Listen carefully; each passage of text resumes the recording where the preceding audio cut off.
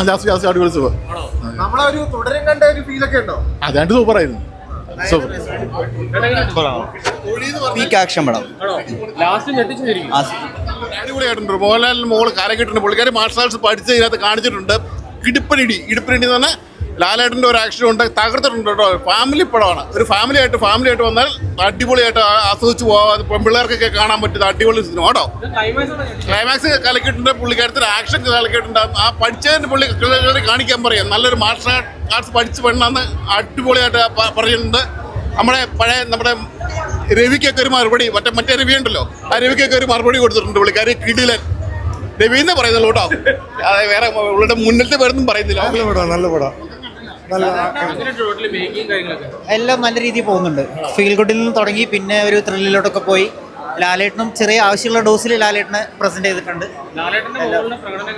അടിപൊളിയായിട്ടുണ്ട്. ഫസ്റ്റ് പടം എന്നുള്ള രീതിയിൽ നല്ല സൂപ്പറായിട്ട് തന്നെ ചെയ്തിട്ടുണ്ട്.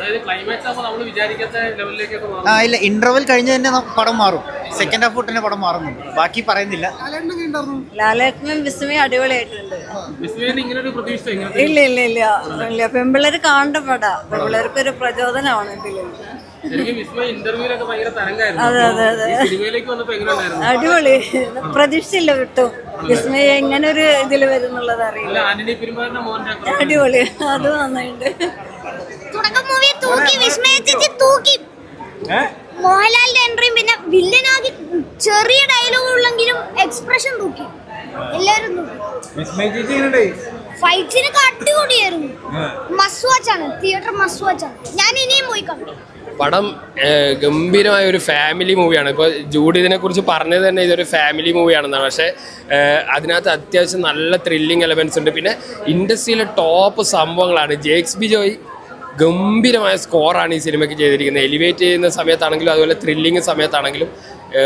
എന്താണ് വിസ്മയ ആറാടി എന്ന് തന്നെ നമ്മൾ ഈ സിനിമ കണ്ടിട്ട് പറയേണ്ടി വരും. കാരണം അച്ഛൻ്റെ മകള് തന്നെയാണ് ആ സിനിമക്കകത്ത്. പിന്നെ ഫസ്റ്റ് സിനിമക്കകത്ത് പുള്ളിക്കാരുടെ അഭിനയം അതിനൊന്നും ഞാൻ മാർക്കിടാൻ ഉദ്ദേശിക്കുന്നില്ല. ആദ്യ സിനിമയാണ്. ഒരുപാട് എക്സ്പ്രഷൻസ് അങ്ങനെയുള്ള സംഭവങ്ങളിൽ ഇനിയും പുള്ളിക്കാർ ഇമ്പ്രൂവ് ചെയ്യാനുണ്ടെന്ന് തോന്നി. പക്ഷേ ഇതിനകത്ത് ചില ആക്ഷൻ സീക്വൻസുകളുണ്ട്. ഗംഭീരമായ മെയ്വഴക്കാണ് കാണിച്ചിരിക്കുന്നത്.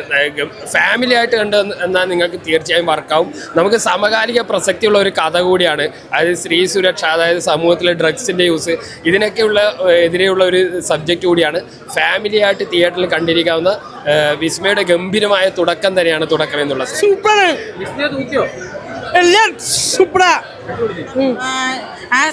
ജൂഡിന്റെ മുമ്പത്തെ സിനിമ പോലെ എക്സ്പെക്ട് ചെയ്ത പോലെ തന്നെ അതിനേക്കാളും ഒരു അല്പം മുകളിൽ തന്നെ കിട്ടി. എനിക്ക് ഇത് ഫീമെയിൽ ഓറിയന്റഡ് സബ്ജക്റ്റ് ആയിട്ടാണ് ഈ സിനിമ കൊണ്ടുവന്നിരിക്കുന്നത്. പക്ഷെ അത് വിസ്മയ എൻ്റെ പൊന്നോ ലാലേട്ടൻ്റെ മോള് തൂക്കി കത്തിച്ചു.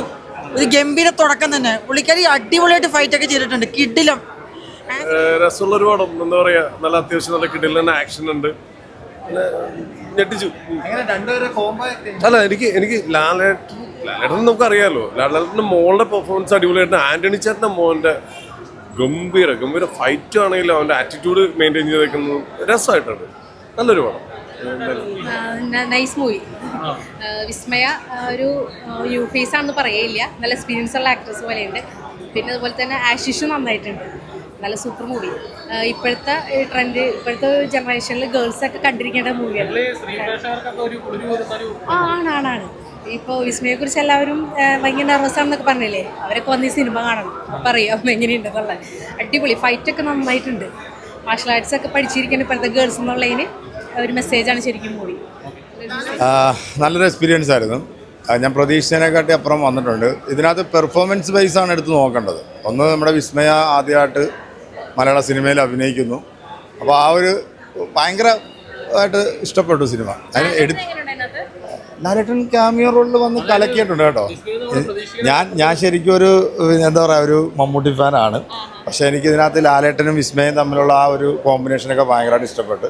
ലാലേട്ടൻ്റെ അത് എടുത്തു പറയണം കേട്ടോ. പുള്ളിക്ക് ഡയലോഗ് ഇല്ല, പക്ഷെ പെർഫോമൻസ് ഉണ്ടല്ലോ, കിടിലം പെർഫോമൻസ് ആണ്. പുള്ളിക്ക് കൊടുത്തിരിക്കുന്ന ആ ഒരു ക്യാരക്ടർ ഉണ്ടല്ലോ, അത് കൃത്യമായിട്ട് ചെയ്തിട്ടുണ്ട്.